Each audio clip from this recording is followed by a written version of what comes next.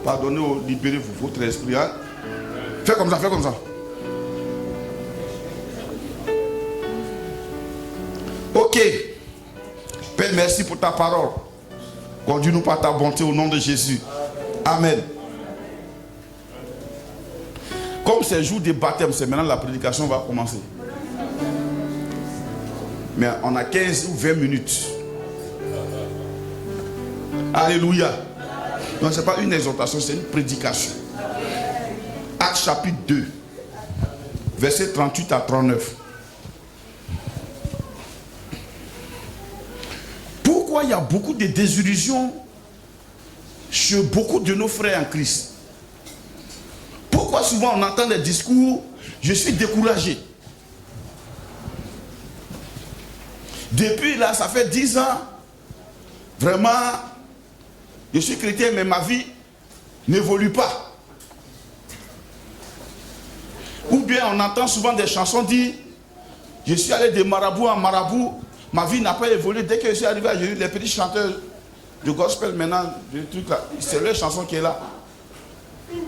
Tu le vois, il fait le clip, il est dans la rue en train de faire tout. Et puis un bon matin net, tu le vois dans l'église en train de chanter et il est dans un beau salon comme ça.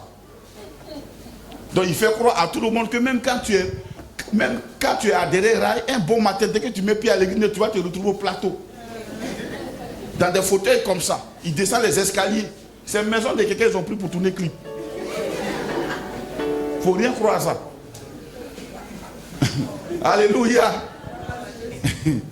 Oui, mais ça dérange beaucoup et ça crée beaucoup de problèmes aujourd'hui dans la foi. Actes chapitre 2, verset 38 à 39. Pierre leur dit, repentez-vous, et que chacun de vous soit baptisé, au nom de Jésus-Christ, pour le pardon de vos péchés, et vous recevrez le don du Saint-Esprit. Continue. Car la promesse est pour vous. Verset 40 maintenant. Non, 39. Car la promesse est pour vous. Pour vos enfants. Et pour tous ceux qui sont au loin. En aussi grand nombre. Que le Seigneur notre Dieu. Les appellera. Verset 40. Ah, non, c'est bon. Alléluia. Est-ce qu'on a suivi ensemble? Je disais pourquoi beaucoup de chrétiens sont désillusionnés aujourd'hui et pensent que Dieu ment. Frère, quand on est ensemble, que tu t'attends à ce que je ne t'ai pas promis, tu vas dire que je suis mauvais.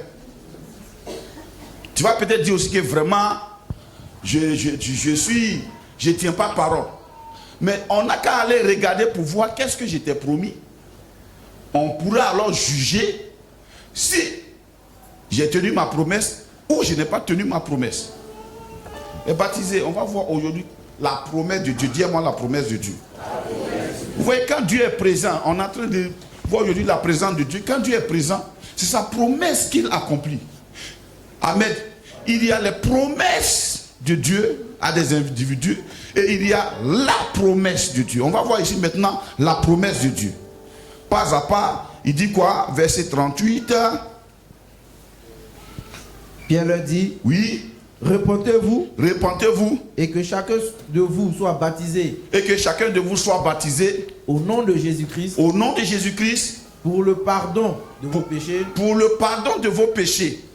et vous recevrez le don du Saint-Esprit. En fait, ici, il n'y a pas deux promesses, il y a une seule promesse. Mais il y a un but. On se fait baptiser. On reçoit Jésus pour le pardon de nos péchés. Il n'y a personne sur la terre, il n'y a aucune religion sur la terre qui peut te permettre de pardonner tes péchés. Or, si tes péchés restent en l'état, le dernier jugement, tu ne pourras pas. Tu seras obligé d'aller à l'enfer. Même si on pèse toutes tes bonnes actions, même si tu deviens bon, comment, Dieu n'est pas en train de parler de tes nombreux péchés, il est en train de parler de l'état de pécheur. L'homme est né depuis la chute d'Adam et Ève dans un état de pécheur. Il y a des gens qui n'ont jamais tué quelqu'un et qui n'ont pas reçu Jésus, ils vont recevoir la même sentence que ceux qui ont tué quelqu'un. Il y a des gens aussi qui ont tué des gens. Quand ils reçoivent Jésus, ils sont sauvés. Ils vont au paradis. Comme le monsieur qui était à la croix. On dit que c'était un brigand qui commettait des séditions. On est d'accord? Donc ici, il y a le but. Le but c'est quoi? C'est pour le pardon de nos péchés.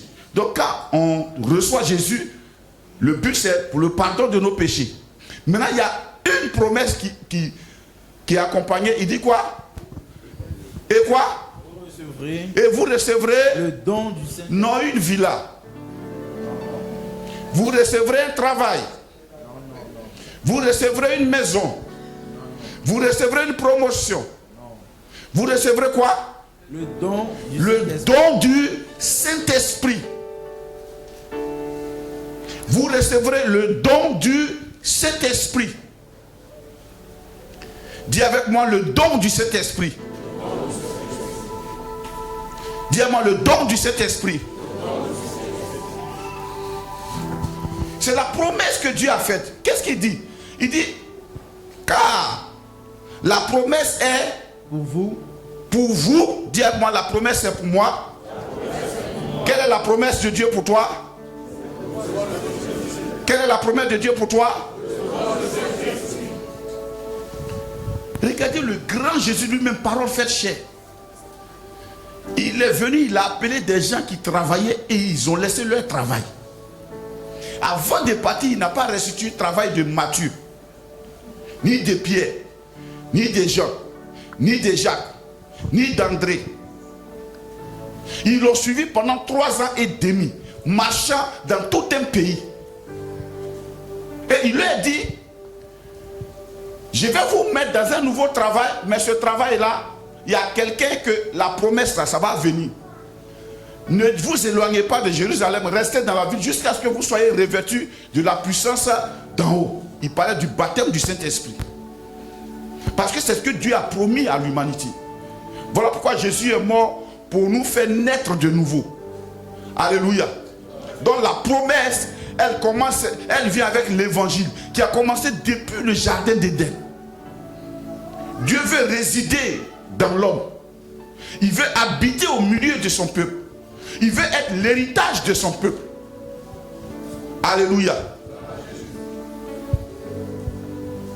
Donc la promesse pour vous, chers frères baptisés, c'est le don du Saint-Esprit. Oh, aujourd'hui, qu'est-ce qui se passe? Les gens méprisent même le don du Saint-Esprit. Ah, moi, j'ai pas envie de parler la langue. Kata, kata, kata, kata. Non. C'est qu'elle a fait comme ça. Tu es à l'église comme ça. Tu es sapé comme ça. Le frère là même, il m'énerve souvent. C'est toujours lui.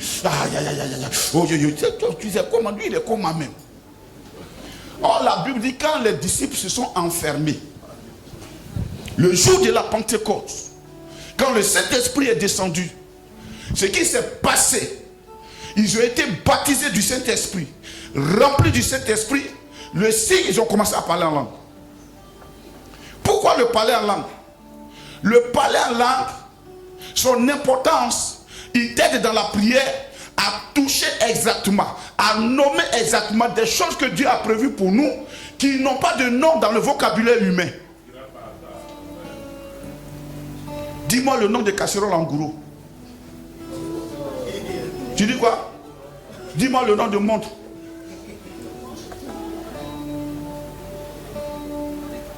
Ah, Yacouba. C'est casserole, casserole, c'est casserole. Montre, c'est quoi?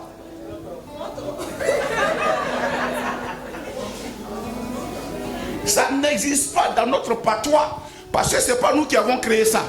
Oh, il y a des choses que nous vivons, nous voyons, que Dieu a créé, mais il y a d'autres choses que nous ne connaissons pas, que Dieu aussi a créé.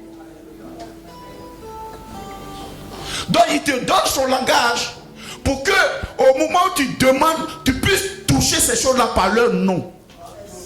Makoto brasekete, le katabayando bosa.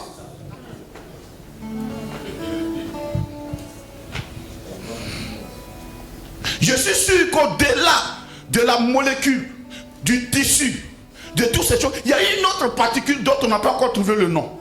Mais Dieu connaît son nom. c'est celle-là qui est malade. C'est comme celle-là, il faut prier.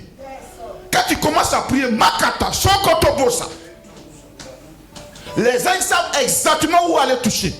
Parce que c'est le langage des anges. Combien d'hommes méprisent ça? Dis-moi la promesse de Dieu. Soit tu choisis d'être un chrétien ordinaire ou un chrétien extraordinaire. Or, ce qui est intéressant chez le chrétien extraordinaire, il produit sa propre subsistance. Quand Jacob est arrivé chez Laban, il était tellement spirituel. Quand il est arrivé, on lui a arraché tout. Alors qu'il a travaillé 7 ans pour une femme. On dit qu'il va travailler encore 7 ans pour une autre femme. Il a travaillé 14 ans. 14 ans après, on dit non, tu ne peux rien avoir comme salaire. Mais comme il était un homme d'esprit, il a créé lui-même son propre salaire.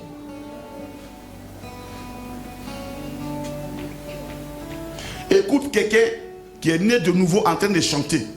Il y a une atmosphère qui change par rapport à quelqu'un qui chante de façon artistique. Allez-y sur Trace Gospel, vous les trouverez là-bas. Ils chantent, ils sont tellement maquillés que vraiment Dieu n'est pas là.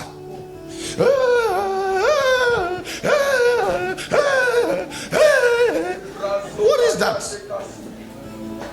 Mais écoutez Laure Lombo. Elle parle un peu, elle chante un peu en langue. Tu es assis et puis tu sens qu'il y a quelque chose qui te pénètre. Dis avec moi la promesse de Dieu. La promesse que Dieu a faite, c'est lui-même. C'est Dieu lui-même. Bien-aimé, il a dit aux Lévites, quand vous allez arriver à Canaan, vous n'aurez pas d'héritage. Je serai votre héritage. Oh, la Bible dit aujourd'hui, nous sommes tous devenus sacrificateurs. Tout le monde veut prêcher, mais tout le monde a envie d'avoir quand même un héritage temporel.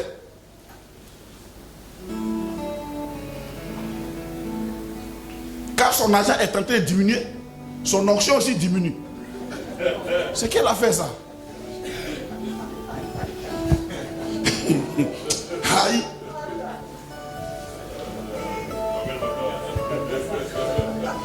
Il prêche contre l'argent et il demande l'argent. Aïe. C'est que Dieu, il voit des gens qui travaillent, il est aigri, il prêche contre ça.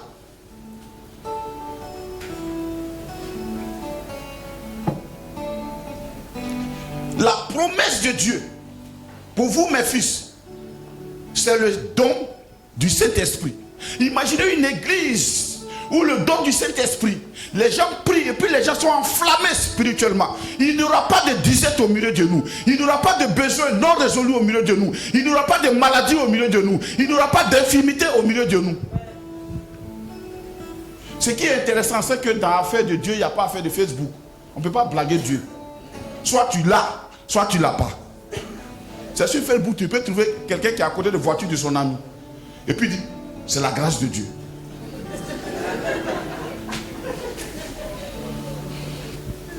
Il fait Photoshop. Il est tellement joli que tu vois même pas un petit bouton. Or, il a des taches noires sur son visage. Ah, Dieu, tel tu es. Or, il dit, tel Christ est, tel nous sommes. C'est notre héritage.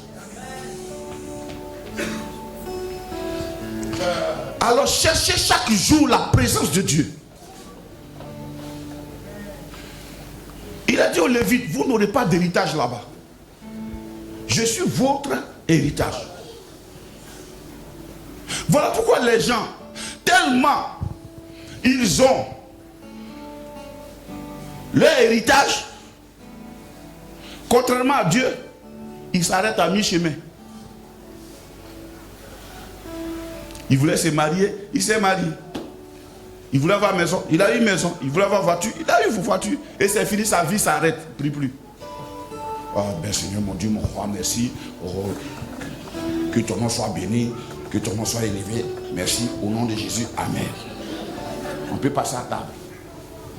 Tu as tellement le temps, toi chrétien, tu as table avec tes enfants. Vous vous dites, ah, le dessert.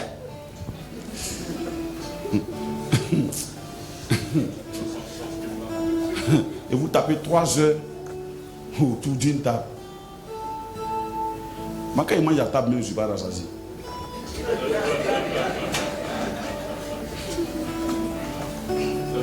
Tellement je suis pressé pour aller regarder un message, pour écouter sur un message, je ne suis pas rassasié. À table, il y a la fourchette ici, il y a...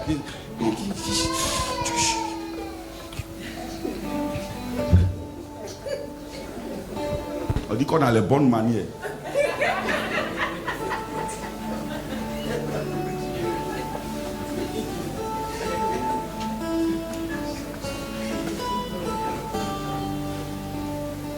Aménage ta maison, fais-toi un espace pour prier. Je n'ai pas dit ne mets pas de bonnes choses, mets des bonnes choses, mais héberge Dieu d'abord. C'est-à-dire tu rentres dans leur maison, c'est tellement encombré que tu ne peux pas réfléchir là-bas même. Et Dieu. Le seul élément que Dieu nous a promis, c'est lui-même. Vous recevrez le don du Saint-Esprit. C'est ce que Dieu a dit. Il n'a pas dit mariage. Mais est-ce que vous pensez que quelqu'un qui a le don du Saint-Esprit et une femme qui a le don du... Aïe! Là, tu sentis. Parce que la Bible dit quand le cœur est converti, le voile est ôté. Ça se voit. Ça se voit. Que tu peux... Le temps est arrivé où tu ne peux plus rien manquer. Tu es dans la saison. Parce que ça se voit. Pourquoi le don du Saint-Esprit? Dieu a fait des promesses aux gens. Dans le passé, il a dit à Abraham, je vais te donner ce pays. Mais il y a des dons qui sont limités par rapport aux personnes. Une maison, elle tombe en ruine facilement. Regardons bien le verset. Il dit car la promesse est pour vous, virgule, pour vos... Aïe. Ça veut dire, Dieu a choisi la promesse qui va aller de génération en génération. Trècheville était un beau quartier. Mais aujourd'hui, personne n'a envie d'habiter là-bas. Quand les Blancs sont venus, c'est Trècheville qui était notre plateau. Mais aujourd'hui, on peut dire que c'est tombé même en ruine. À part le boulevard qui va à l'aéroport, les maisons qui sont là-bas, là, vraiment, il y a des maisons même antiques. Quand tu vois ça, tu sais que c'est d'une autre époque. Et les frères de la sous-région, ils sont là-bas. Il y a une catégorie de... Eux-mêmes, ils sont là comme ça. Quand tu arrives même vraiment, les soeurs, quand tu les vois, tu sais que vraiment, elles ont vécu. Mais le don du Saint-Esprit parcourt les générations. Tu as ça, ton fils a ça, le fils de ton fils a ça, le fils de ton fils a ça. Ça veut dire quoi? C'est un don éternel. Les autres peuvent s'effriter, mais le Saint-Esprit ne s'effrite jamais. On peut perdre les choses, tu ne peux pas perdre le Saint-Esprit. Oh, quelque chose qui est éternel. Regardons. Regardons. Pardonnez. Et pour tous ceux qui sont au loin, en aussi grand nombre que le Seigneur notre Dieu les appellera. C'est une promesse qui traverse les frontières. Tu ne peux pas déplacer une maison. Mais tu peux déplacer... Quand tu te déplaces à le Saint-Esprit.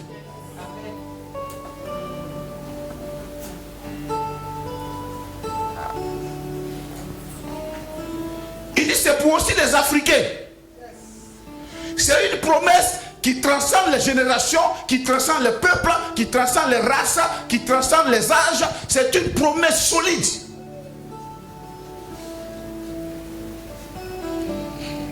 Nos aïeux qui ont bâti des villes, ils avaient ça, ils marchaient avec Dieu. Demandez à David comment il a fait pour tuer les ours, pour tuer les lions.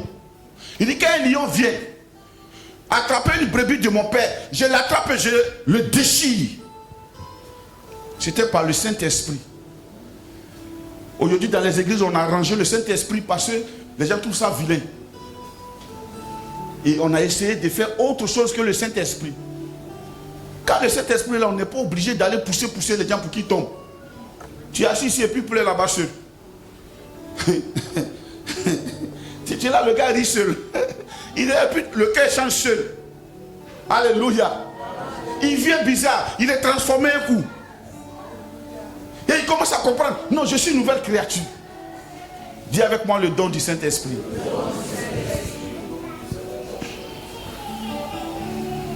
Il y a des dons qui parcourent le temps et l'espace. C'est le don du Saint-Esprit.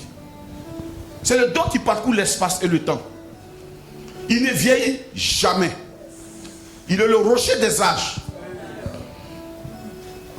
Voilà pourquoi quand tu as le Saint-Esprit, tu es rajeuni.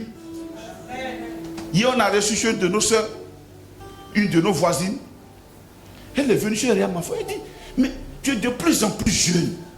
Tu fais comment? J'ai fallu dire, madame, c'est le Saint-Esprit, mais elle ne peut pas dire ça. C'est comme si elle n'avait pas le Saint-Esprit. Comme le Saint-Esprit est poli, il dit, c'est la grâce de Dieu. Il y a un esprit de sagesse. Alléluia. C'est le Saint-Esprit. Mais pourquoi le Saint-Esprit? Si vous comprenez la valeur de la promesse de Dieu, vous n'allez jamais négliger ça.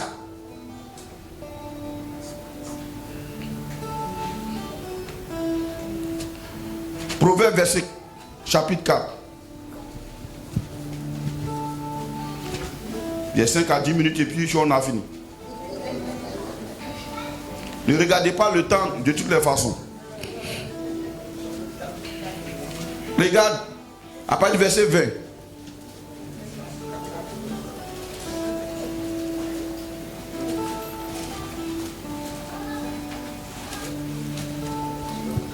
Oui. Verset 20. Mon fils, sois attentif à mes paroles. Sois attentif à mes paroles. Prête l'oreille à mes discours. Prête l'oreille ce matin à ce discours. Qu'il ne s'éloigne pas de tes yeux. Qu'il ne s'éloigne point de tes yeux. Garde-les dans le fond de ton cœur. Garde-les dans le fond de ton cœur. Car c'est la vie. Car c'est quoi? La vie. C'est la vie. Qu'est-ce qui est la vie? Les paroles de Dieu. La parole de Dieu, c'est la vie. Après, il dit quoi? Car c'est la vie pour ceux qui les trouvent. C'est la vie pour ceux qui les trouvent.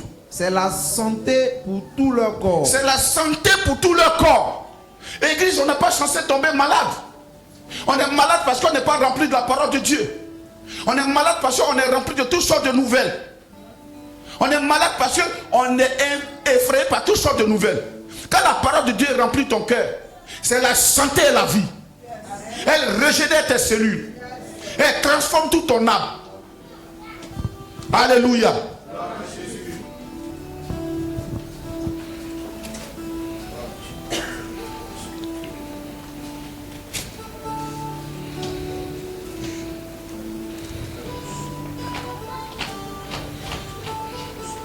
Alléluia.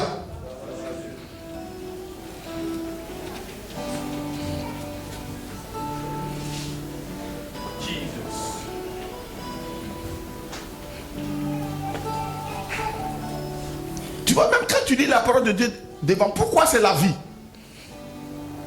Souvent les gens me demandent vraiment comment j'ai fait pour reconnaître vraiment mon mari, ma femme. Il faut lire la Bible. C'est la meilleure solution. Il faut tourner la page de ta Bible. Va au chapitre 5, tu vas voir. Il dit, mon fils, sois attentif à ma sagesse. Prête l'oreille à mon intelligence, afin que tu conserves la réflexion et que tes lèvres gardent la connaissance. Car les lèvres de l'étranger distillent le miel. Makoto Bressa. Et son palais est plus doux que l'huile. Mais à la fin, elle est amère comme l'absinthe. Aiguë comme un glaive à deux tranchants. Ses pieds descendent vers la mort. Ses pas atteignent le séjour des morts, afin de ne pas considérer le chemin de la vie. Elle est errante dans ses voies. Elle ne sait où elle va. qui a lu ça, il n'a pas besoin de rêves. Oh, Jésus a dit quoi? Il dit les paroles que je vous ai dites sont esprit et vie. Dieu nous a donné le don du Saint-Esprit pour que nous puissions vivre, frère. Un don peut paraître bizarre selon l'emballage. Quelquefois, mais quand il est précieux, on ne le met pas dans un bon emballage. On le met dans un emballage. Quelquefois, là, les gens qui vont à la banque souvent, tu le vois, le monsieur, il a un sachet bizarre et puis il est là, il met ça comme ça, mais bien, il est dans un boubou bizarre, il s'habille bizarrement, et puis là, en bas de boubou, là, il peut transporter 50 millions. Toi qui es sapé, tout ça, tout ce que tu t'as inversé là, c'est 200 000.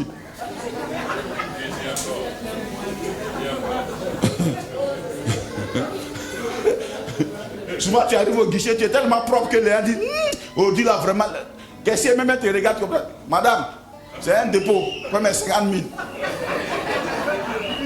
Et puis tu fais du bruit comme ça. Donc je suis à la banque ici, mais les gens disent trop.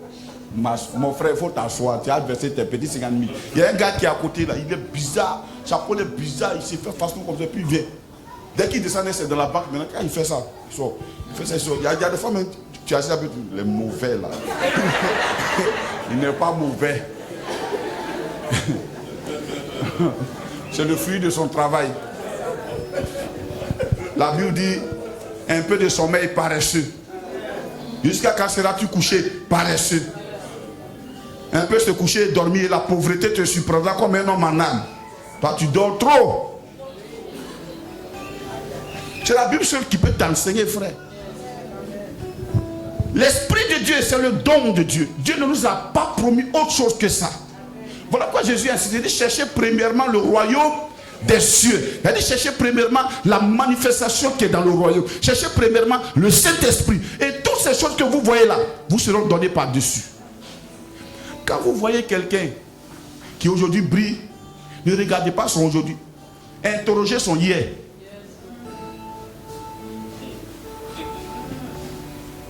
Interrogez son hier. C'est pour ça que moi j'aime rendre témoignage. Il dit, moi il vivait dans un quartier précaire. Papa, je suis né là-bas. Je suis arrivé à Abidjan en 1987. J'habitais à Angré-Hilo, H703. Je n'habitais pas dans un quartier précaire. C'est quand j'ai reçu Jésus que j'ai dit, bon, ici là, mon Jésus ne peut pas trop aller. Je suis allé louer une petite maison à 10 000. Quelque part là-bas. Pour comprendre que vraiment il y a des gens aussi là-bas. Dieu peut enlever quelqu'un là-bas pour faire de lui quelqu'un de grand. Pour ne pas mépriser quelqu'un qui vit là-bas. Donc si tu vis dans un quartier comme ça, ne pleure pas. Ce n'est pas une calamité. Ce n'est qu'un début. C'est un processus qui va t'amener à la hauteur. Amen. Alléluia. Genèse chapitre 15.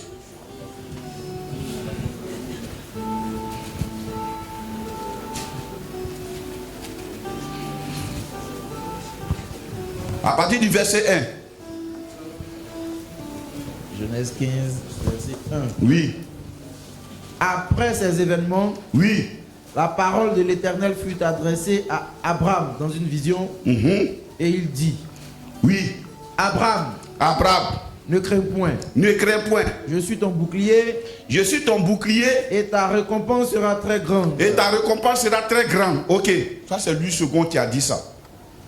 Je ne suis pas trop d'accord avec lui. Mais allons-y voir. J'aime la Bible King James. C'est la Bible du roi. La Bible du roi Jacques. Tu sais, la Bible d'un roi donne les paroles royales. Tu as ça? Quelqu'un à Osterwald? Osterwald. Prenez Osterwald. C'est là. Ce verset-là, je fais même chose là-bas.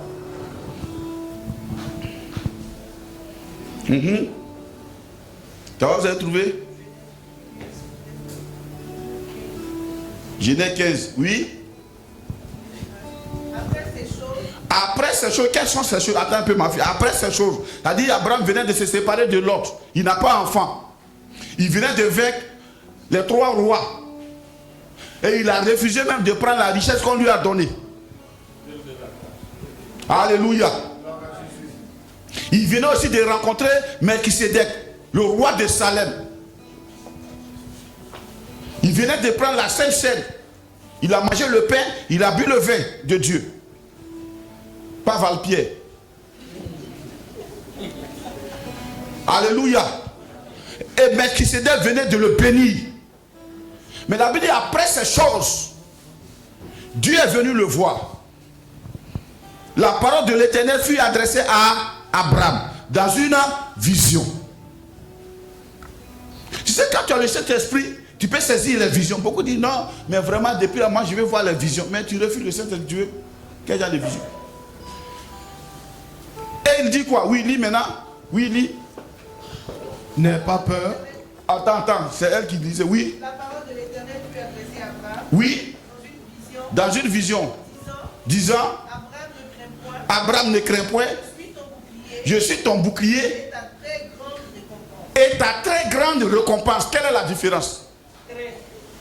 Non. C'est pas très. Hein?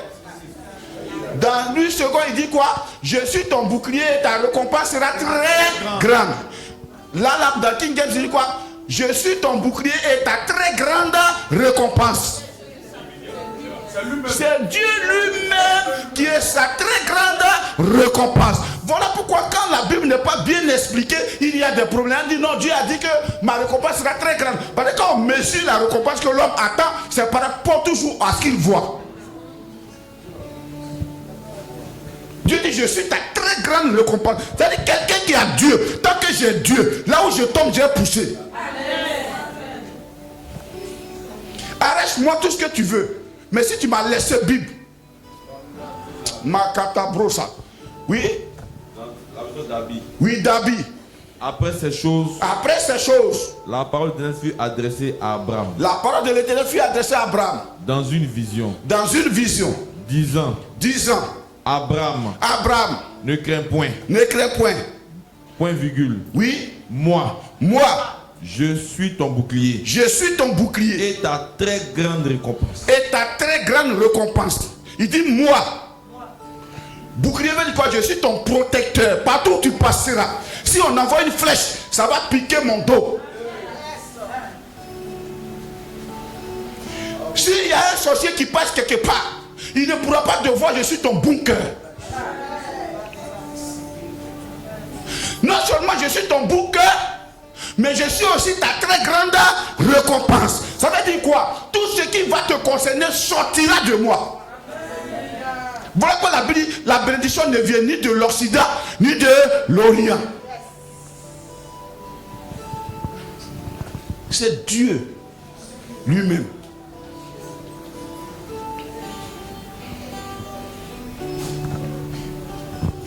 Frère, quand tu comprends ça, tu n'as pas peur. Vous savez, aujourd'hui, quand on entend que il y a peut-être des mouvements bizarres, les gens ont peur. C'est pas seulement de la mort ils ont peur. Ils ont peur aussi du désordre. Et l'autre, en un jour, il a perdu tout. Mais la Bible dit, il y a une seule chose qui n'avait pas perdu Dieu. Ses amis sont venus, non, quand de toute façon on voit que tout a perdu, la seule que tu as péché, Job, tu as péché. Job dit, je n'ai pas péché. Ce que vous voyez là, c'est le plan de Dieu. Je n'accuse pas le diable. Le diable n'est pas capable de faire ça. Si Dieu ne lui a pas donné la permission. Ça là, c'est le plan de Dieu. Il dit, non, maudit Dieu, sa femme dit, oh, regarde, maudit Dieu, il faut mourir même. Moi-même, je cherche vraiment un pion qui va s'occuper de moi. Et depuis là, tu es là, mais tu es malade. Depuis là, tu ne guéris pas. Ah, tiens. Il va me chercher aussi. Il lui a dit insensé. Je suis sorti nu du ventre de ma mère. Et nu, je vais retourner dans le ventre de la terre. Mais la Bible dit, quand Dieu, Satan a essayé tout, et puis il n'a pas pu convaincre Job de maudire Dieu, Dieu est venu.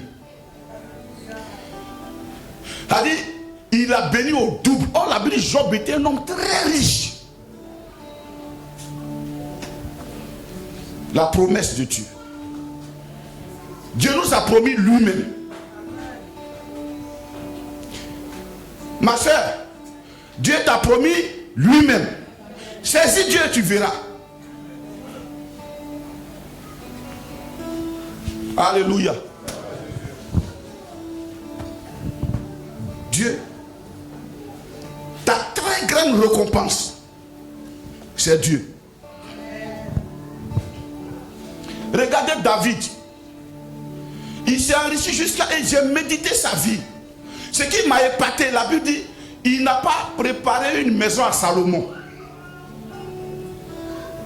Mais il a préparé les matériaux pour construire la maison de Dieu. Mais quand Salomon a pris le pouvoir, la Bible dit qu'il a prié. Son premier réflexe, il a compris que son père était spirituel. Il a commencé à prier. Dieu s'est révélé à lui. Il a demandé quelque chose. Dieu dit, demande-moi ce que tu veux. Si tu veux la grandeur, je vais te donner. Salomon dit non. Non. Donne-moi ta sagesse. Pour que je gère le peuple que tu m'as donné. Salomon était un enfant qui a vécu dans la cour royale. Il ne connaît pas derrière rail. Il devait gérer les gens qui sont derrière rail. Donne-moi de la sagesse. Quelqu'un qui n'a jamais mangé placali ne peut pas imaginer que dans son pays, on mange placali. Donne-moi de la sagesse. Dieu dit, comme tu n'as pas demandé la mort de tes ennemis, tu n'as pas demandé la grandeur, ni la richesse. Voilà ce que moi, Dieu, comme c'est moi-même qui suis la sagesse que tu as demandé. Voilà ce que je vais faire. Je vais te rendre tellement grand. Je vais te rendre tellement riche. Je vais te rendre tellement sage. Dans tous ces éléments, il n'y aura personne sur la terre qui sera riche comme ça, comme Salomon, qui sera sage comme toi, Salomon. La Bible dit, Salomon a rendu l'argent et l'or commun. C'est-à-dire, quand tu passes, de toute façon, nous on ramasse cailloux, c'est comme ça. En Israël, il y a l'argent. Vous parlez de la richesse. Quelqu'un qui a Dieu peut pas être pauvre.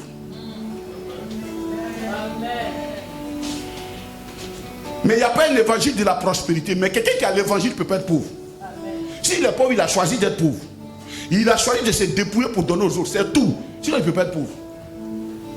Moi, aujourd'hui, les gens, on les regarde sur tellement les choses que Dieu n'a pas promis. Tu entends ma maison, ma prospérité, mes entreprises. Oh Seigneur, ton entreprise me vaut combien?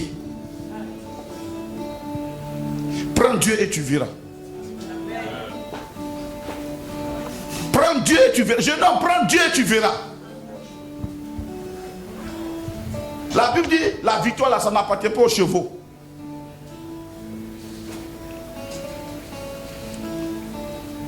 Les sacrificateurs partaient à Canaan. Dieu leur a dit, vous, au bord du Jourdain, mettez vos pieds dans le Jourdain. Entrez dans le Jourdain. Le Jourdain, c'était un fleuve boueux. Et c'était en crue. Ça veut dire qu'on peut venir à H là, et puis l'eau va nous emporter. C'est nous qui sommes à la tête, non? On pouvait se mettre quelque part, et puis bon, les petits ils vont partir. S'ils meurent, ça, c'est pas grave. Dieu dit vous-même, portez l'arche dans le Jourdain. Quand vous allez descendre dans le Jourdain net, il va sécher. Et le peuple va d'abord passer. Le peuple va d'abord passer. Ils ont mis leurs pieds dans le Jourdain. Ils sont arrêtés là. Le coffre il porte là, ça pèse 3 tonnes et quelques. C'est un or massif. Ils ont ça sur leur épaule et puis ils sont dans l'eau. Ça dit c'est la boue. Ça dit à un moment donné, leur pied là, ça ne touche pas quelque chose de solide en bas. C'est la boue. Donc au fur et à mesure que le courant passe, ils s'enfoncent et puis ils sont là. Et puis un coup, paf, le Jourdain s'est coupé. Et le peuple passe. Il passe. Il passe. Il passe. Et ils sont arrêtés. Il passe. Il passe. Et ils sont arrêtés. Frère, quand tu es assis là et puis il y a les témoignages qui passent. Qui passent. Qui passent. Et puis tu es arrêté. Tu passes. Pourtant tu parles en langue. Il passe. Il passe. Il ne faut pas dire Dieu m'a oublié. Le peuple est passé. La Bible dit quand le peuple est passé, arrivé devant, maintenant Dieu a dit aux Lévites et aux sacrificateurs, passez devant. Avant d'entrer à Canaan, c'est le sacrificateur qui était devant. C'est eux qui étaient devant. La question, ce n'est pas de dire qui est devant au commencement, c'est qui est devant à la fin. Voilà pourquoi la Bible dit la fin du show vaut mieux que son commencement. Amen. Donc sois serein, frère. Si tu as Dieu, persévère avec lui. On peut t'insulter que vraiment, toi, quand tu chantes là, tu chantes trop désordonné. Oui, c'est mon désordonné là que Dieu aime. Quand tu danses là, vraiment, on ne sait pas comment tu danses. On ne sait pas. Mais tu chantes, tu danses en esprit. On ne sait pas c'est quel genre de danse tu danses. Les pas de l'esprit même, on ne sait pas. Si son langage, on ne connaît pas, c'est pas, on connaît. Toi, tu danses trop zaïko, langa.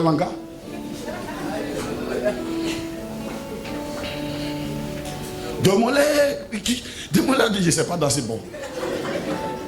Comment? Maman, papa, voilà comment il danse. Je ne sais pas c'est quel genre de danse. Voilà comment il danse. C'est-à-dire, le musicien ne peut pas le suivre. C'est la danse de l'esprit. Il dansait comme ça. Pour quelqu'un qui a le genou vraiment fracassé, il a été guéri instantanément. Le Saint-Esprit, quand tu l'as, peu importe le niveau où tu es descendu, à l'instant il te relève. Voilà, quand tu sais quelqu'un qui a l'esprit, tu peux le voir énervé, tu peux dans les secondes, lui, chose il remonte. Tu peux le voir tout de suite. En train de connaître une situation bizarre, puis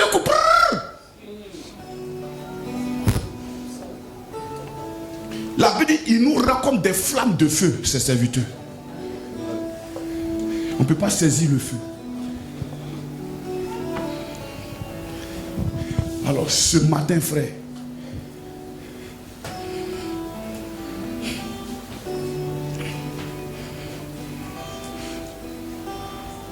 si tu ne parles pas encore en langue, si tu n'as pas encore la plénitude du Saint-Esprit, il y a t'expliquer une chose. Dieu ne donne pas ce que tu n'aimes pas. Si tu vas à la maison, tu quittes ici, aujourd'hui, on ne va pas faire tout l'enseignement. Il faut enlever tous les préjugés concernant le Saint-Esprit autour. Enlève tous les préjugés. De toute façon, toi-même, tu vois ça. Il y a des fois, quand il y a les manifestations, tu vois les gens, tu fais bon. Ça, c'est qui ça? D'accord, ok. Adorons Dieu.